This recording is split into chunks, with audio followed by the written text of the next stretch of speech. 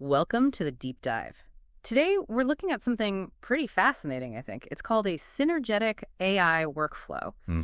And it's really moving beyond just, typing a prompt into an AI. This is more like, well, orchestrating different AIs together. Yeah, like a team. The idea is you get much deeper insights, much more refined results than you could with just one model. Right. And for you listening, if you're someone who likes to get up to speed on things quickly, but also thoroughly, this structured approach, well, it could be really valuable. Absolutely. It's not just about getting quick answers. It's a rigorous process, really digging in and refining. So this deep dive, we're going to unpack this workflow. We're working from a source that details how it works, how it evolved even. The goal is to really understand how these different AI models collaborate in this structured way. It's almost like a production line, but for ideas. And importantly, we're going to spend a good chunk of time on the final phase, which is all about synthesis and understanding the bigger picture. Okay, let's map it out first. There are several phases before that final synthesis. Phase 1. Right. Phase one is epistemic filtering and foundational grounding. Sounds a bit technical, but the idea is simple. Okay. You need a clean starting point, free from, let's say, ambiguity or noise or even strong biases initially. And how do you get that clean start? The workflow uses DeepSeek for this. It's described as having a specific kind of disposition, atheistic scientific analytic, often quite terse. Interesting choice. So it's like a filter. Exactly. Semantic triage, the source calls it.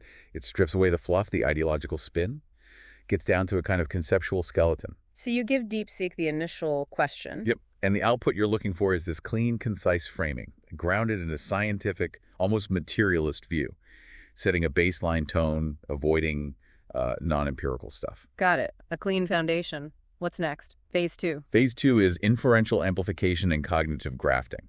Now you bring in the heavy lister for reasoning, ChatGPT, specifically GPT-4 and newer, chosen for its, cognitive power, its ability to build complex arguments. Okay, so you've got the skeleton from DeepSeek. Right.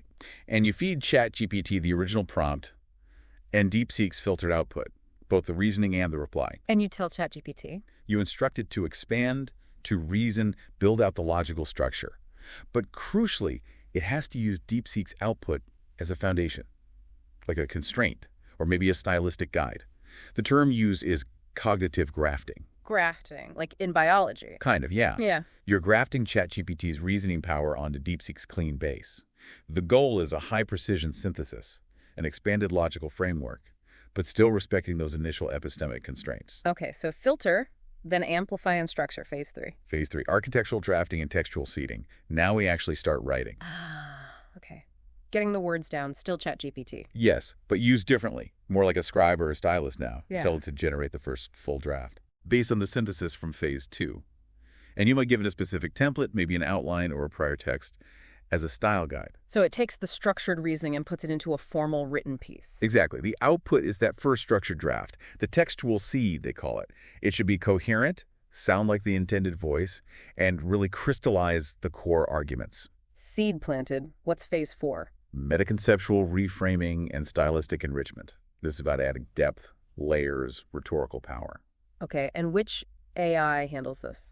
Claude. It's highlighted for its strength in metaconceptual reframing, seeing the bigger picture, adding nuance, and it's known for generating stylistically rich, sometimes quite philosophical prose. So you feed Claude the draft from ChatGPT. Yep, the draft from phase 3 plus the reasoning history from phases 1 and 2, and maybe the template again. And its job is to enhance. Enhance, reframe, amplify, enrich, adding depth, nuance, making it more persuasive, more sophisticated stylistically. You have to manage Claude. It can apparently get quite expansive, go off on tangents. Yeah.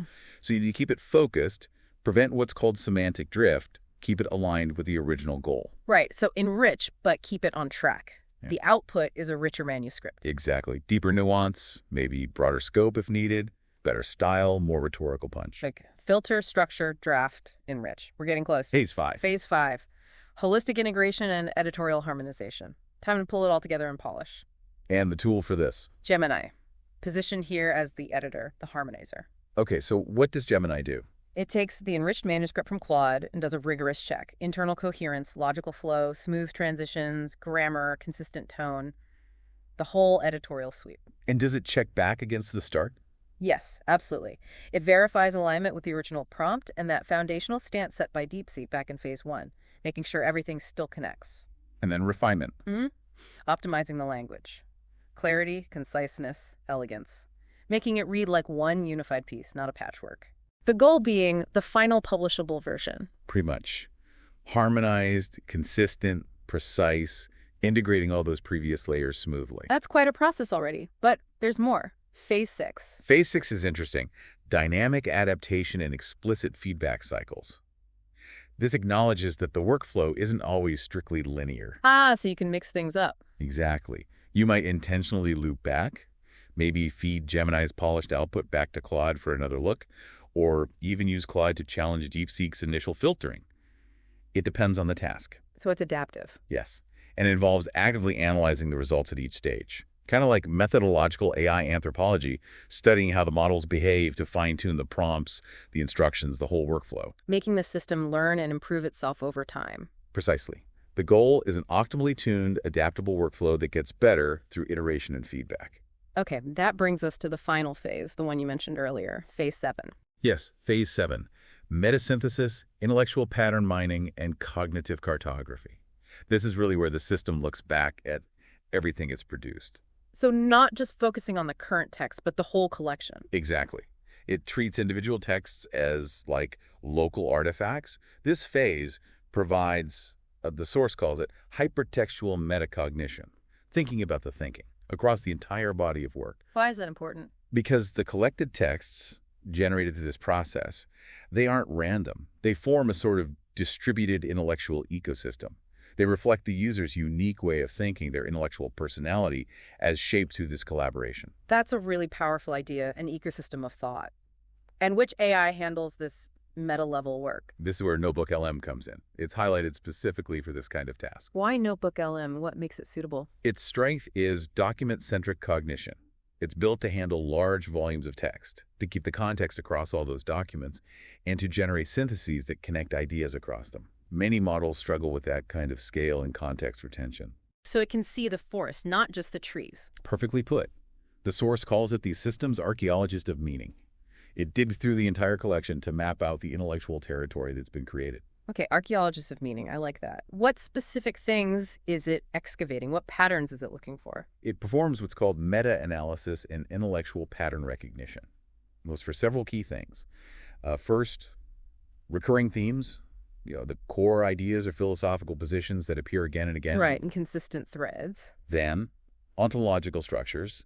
These are the deeper, often unspoken beliefs or assumptions that shape the arguments. Things you might not even consciously realize are guiding the output. Wow, okay. That's deep. What else? Stylistic signatures, the characteristic ways ideas get expressed.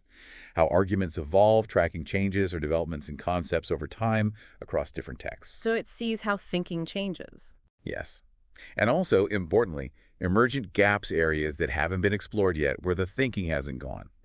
And finally, cross-domain bridges, those surprising links between topics that might seem unrelated at first glance. That is incredibly comprehensive. It's like getting an AI-powered map of your own intellectual journey as captured in these texts. It is. It helps you understand the very structure of the knowledge you're building. So what are the tangible outputs from NotebookLM doing this? Does it just give you a list of themes? No, it's more active than that. It acts as a speculative architect and cognitive cartographer. It can generate practical things. Like what? Like briefing documents. These summarize individual texts, but also place them in context, showing their lineage and links to other pieces. It can produce comparative analyses, highlighting similarities and differences between texts on related topics. Useful for seeing connections. Definitely. Also, pattern recognition reports. These can even include visualizations, like maps showing recurring structures and relationships. And maybe the most forward-looking part, project suggestions. Based on all the patterns, the gaps, the bridges it finds, NotebookLM can actually suggest new directions for inquiry, new questions to ask, new areas to explore using the workflow. Whoa. Okay, so it's not just analyzing the past, it's actively suggesting the future path. It's closing the loop. Exactly. It turns the whole workflow inward, making it self-reflective. It analyzes the collective output, understands its own tendencies, strengths, weaknesses, maybe biases, and feeds that insight back into the process. So the entire synergetic AI workflow becomes this this self-aware engine for intellectual exploration, continuously improving. That's the idea. A cybernetic creative engine, as the source material puts it, capable of self-reflection and evolution. So pulling this all together, the key takeaway isn't just about using multiple AIs. It's this structured, phased approach culminating in this powerful meta-synthesis. That's the real innovation here. I think so. It moves beyond just generating text to generating understanding about the knowledge being created. And for you listening, grasping this whole workflow, especially this final self-reflective phase with Notebook LM, gives you a really advanced framework for thinking about how to structure your own interactions with AI. If you want truly deep, insightful results, this shows one way to get there. It's about maximizing that collaboration, seeing the patterns, and letting the insights from the meta-analysis guide your next steps efficiently. It definitely leaves me thinking, how might this kind of synergetic, self-reflecting AI system really change the game for knowledge creation, for research, for learning, even for art? It's a profound question. What happens when our tools not only help us think, but help us understand how we think collectively and over time? What does that algorithm of the self, as the source hints at, look like in practice? Yeah, definitely something to ponder. It suggests we're really just scratching the surface of what's possible with human AI collaboration. Absolutely. This deep dive gives us a glimpse into one sophisticated model, but the evolution of these intelligent systems and our relationship with them, well, there's clearly much more to explore.